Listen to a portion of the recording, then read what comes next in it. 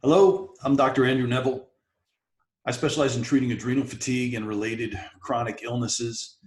In some previous videos, I've been talking about how adrenal fatigue isn't just adrenal fatigue, and it's actually a problem with the whole stress response dysfunction. And I realized I keep talking about stress, but I want to give you my understanding of stress, because stress is such a confusing term. We don't know if it's is stress what happens to us outside, or is people say I feel stress, so is stress inside? Like, it's just very ill-defined, and it's also trite, right? Everybody has stress. What's the big deal?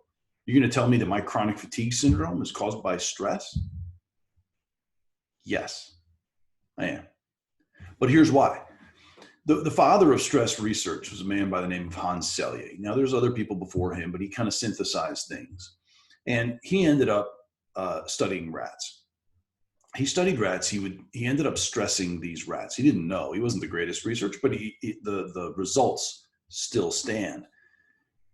When he studied these rats, no matter how he stressed these rats, they would all get sick in the same way. So whether he gave them toxins or infections or surgeries or social stresses, how you do that, I'm not sure, but no matter how he would stress them, the rats all got sick in the same way. Their adrenals would swell. Their thymus, which is part of the immune system, would atrophy. And they would develop some of these other similar symptoms to what I've been talking about with chronic stress over time. So that example tells me that we've all got one bucket of tolerance for stress. We've got one stress response system, and it's this kind of universal kind of reaction that tends to happen, which means it doesn't necessarily matter where that stress comes from, because it all goes into the same bucket.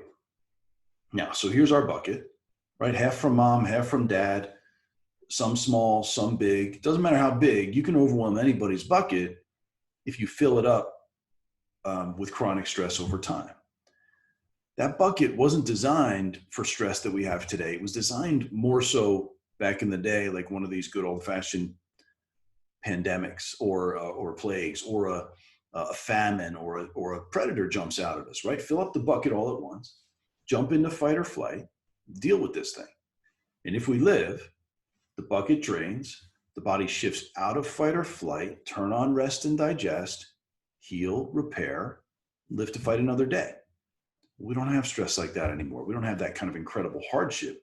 We've got this chronic low-level stress that fill up that bucket little by little by little by little. And it doesn't matter whether it's physical, mental, emotional, spiritual, psychological, toxins, nutritional stress, surgeries, bosses, traffic, social media, pandemics, even our behaviors, right? I can't say no, I'm overdoing it, I'm a perfectionist, I'm filling up my bucket too much with too much stuff, right? Overscheduling, globalization, right? The fact that we can hear about a tragedy all the way across the world, which has no effect on us halfway around the world, but we can feel that. And that especially bothers people who care a little too much, which a lot of my patients do. It doesn't matter what that stress is or what angle that's coming from. What that does is it fills up the bucket little by little by little. Car accidents, divorce, head injuries. Head injuries is a big one because the head injury actually can damage and affect the limbic system, which kind of wires us in that stress response or toward that stress response too much. Abuse, of course, of any kind. The abuse kind of fills up that bucket as well. But any and all stress fills up that bucket. And as it fills up, our physiology shifts. This our physiologic seesaw should exist in a balance like this, with a little tone on the fight or flight side and a little tone on the rest and digest side. But as it fills up, little by little, we start to shift into fight or flight. It's almost insidious. And maybe we see some of these symptoms I've talked about, some fatigue, I can't sleep, anxiety, whatever, but it's a little bit, it's not a big deal. We can push through it, medicate or self-medicate or whatever we do. We can get through it. But as it shifts, now we're getting excess wear and tear. Little by little, we acclimate to it even. But little by little, more wear and tear, not enough healing and repair, and eventually it kind of catches up. And as that bucket fills up, quite often then there's that last straw, right? The straw that breaks the camel's back. Whether it's that car accident or divorce or somebody moved or an injury or a surgery or an infection.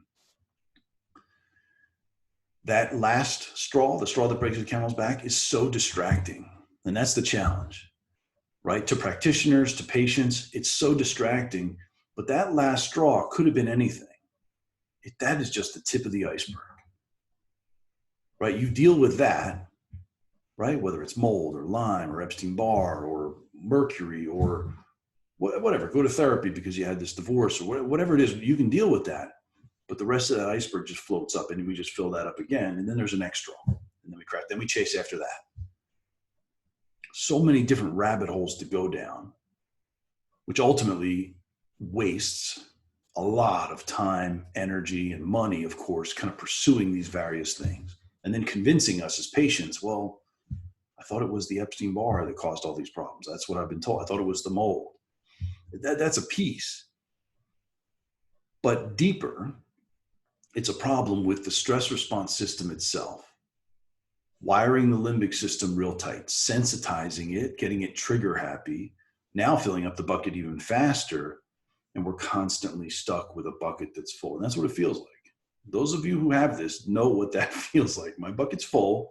Don't ask me to do one more thing or I'm going to lose it, right? All of this can be fixed. You have to treat the entirety of the stress response. We have to work on the bucket. We got to create some space in the bucket. Paying a little attention to what you put in the bucket, yes, that's reasonable. But going aggressively on a detox or a cleanse or getting all the mercury out of your mouth, like that's not going to fix anybody permanently. It'll create some space and that's okay, but you have to be real cautious with that. Pay a little attention though and create some space, and now we can handle the next thing that comes around. What we can also do is try to expand that bucket. That's more my job, but expand that bucket by working on the stress response system itself. The limbic, hormone, nerve, all three of those all at the same time. We expand that bucket to its greatest capacity. The level drops. Now you can handle life. Now you're not stuck in fight or flight all the time. We turn on that healing and repair physiology and the body can repair itself. It happens. You got to hit it from a variety of angles. You got to do it holistically, but it absolutely can happen. So have hope. I hope that helps. All my best.